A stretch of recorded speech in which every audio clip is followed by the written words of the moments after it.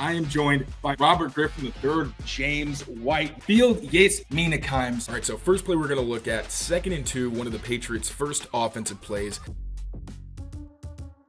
All right, buddy, let's get into the trenches. Start off on the offensive side of the ball. Who do you think, whether it's a left tackle, whether it's a right tackle?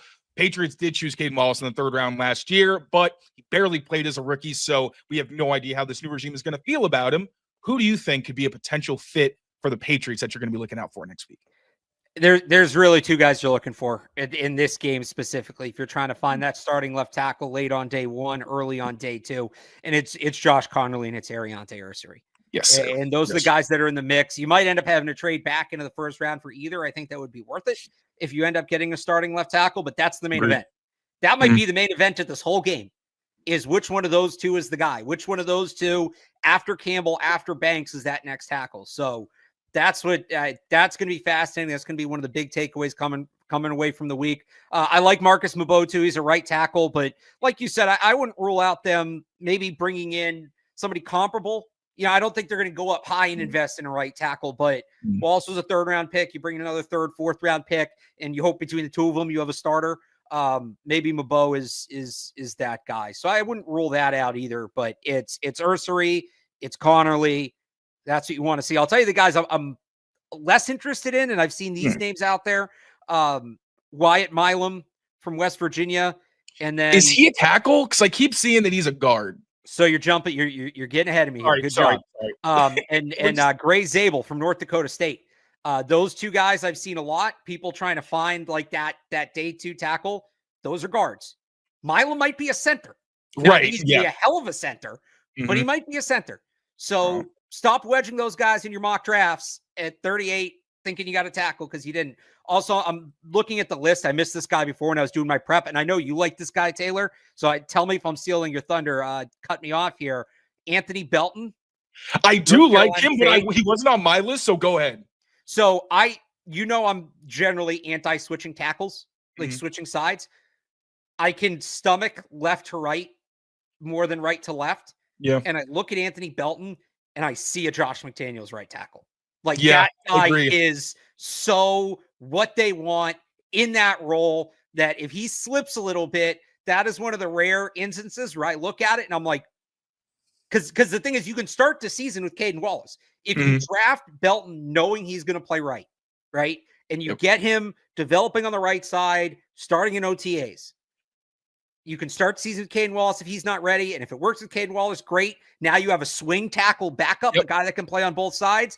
And I also think he might have the upside that if it's not going great with Caden Wallace, I would try him on the right side. So I'll be interested to see if he plays on the right side this week, get practice during the game. That'd be very telling. I wouldn't be surprised if he does, just given his makeup. I don't think the Patriots alone would view him as a potential right tackle. That might be a handful of teams.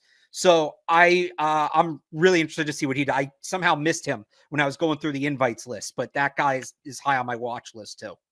It's ironic you missed him because this dude is massive. He's like it's not. If it was pictures, I wouldn't have missed him, but it's just the list. So yeah, no, he's freaking huge. So all right, so mine, those are excellent names. Those are guys I had on my list as well.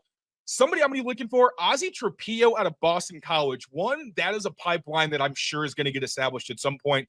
Bill O'Brien, Mike Vrabel, just makes all the sense in the world. Another reason why it feels like nature is healing is now we once again have a Patriots head coach who's actually friends with the head coach over at BC. You know, it's just like everything is kind of coming together this year.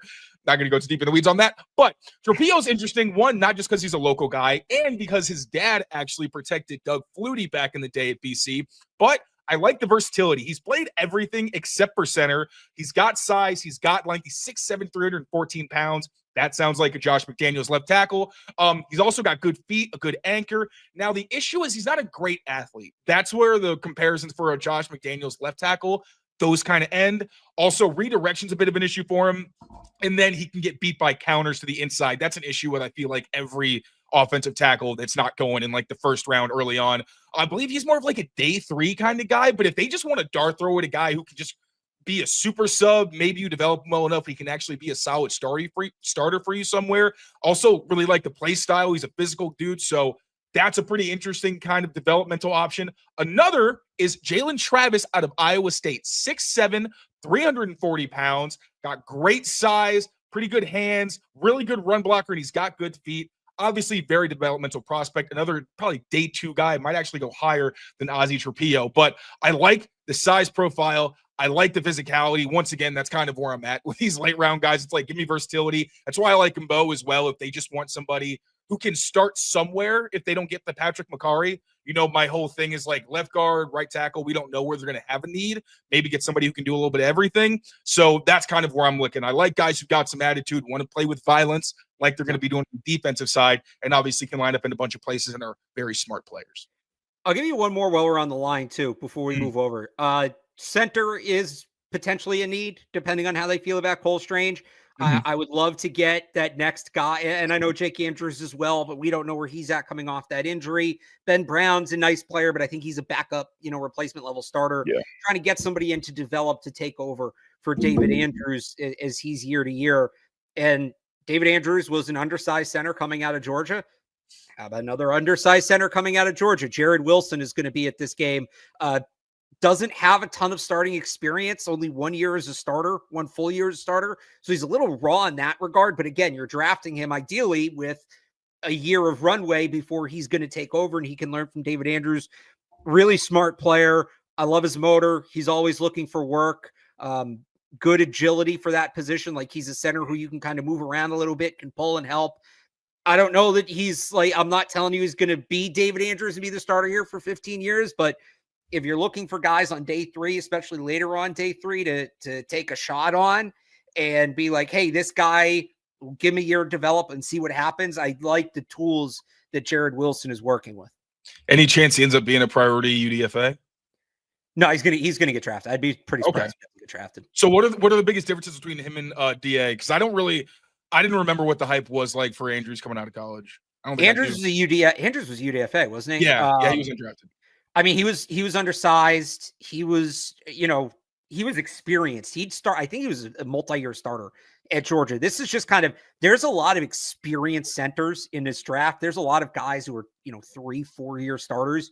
So it's kind of like with the wide receivers last year, where you had really good receivers who were day 2 picks because, all right, player B is as good as player A, but player A, we have 3 years of tape on. Player B, we only have 1 year of tape on. So, I think if Jared Wilson had played at this level for 2 or 3 years, it's center. So he's not going to go that high, but you're talking about a guy who's, maybe pushing the back end of day 2. Now he's like an early to mid day 3 guy just because he's a little bit more of an unknown. Support us and sign up at Prize Picks. Go to prizepicks.com/CLNS or download the app today and use code CLNS at prizepicks.com/CLNS and get $50 instantly when you play $5.